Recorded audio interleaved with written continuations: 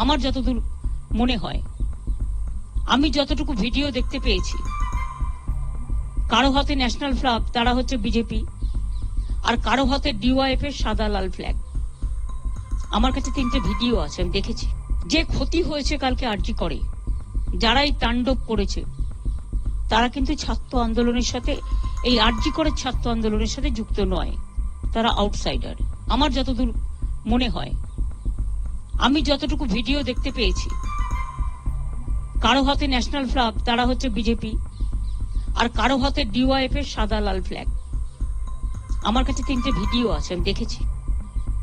কালকে পুলিশকে যেভাবে আক্রমণ করা হয়েছে, আমাদের একজন ডিসি যিনি নিরাপত্তার জন্য ওখানে ছিলেন, আমার 2জন ওসিও ছিলেন, 1 ঘন্টা তাকে খুঁজে পাওয়া যায়নি।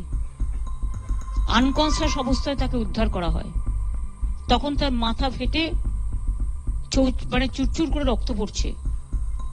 তাকে আমি সঙ্গে সঙ্গে রাত 3টে আমি পুলিশকে বলি ওকে অ্যাপেলেতে নিয়ে যাওয়ার জন্য, কারণ ব্রেন স্ক্যান ট্যান করতে হবে।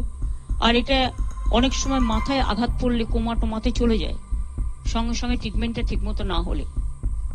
তাছাড়াও অনেকেই মার খেয়েছে পুলিশের, কিন্তু আমি একটা সাধুবাদ তাদের দেবো, তারা ধৈর্য হারাননি।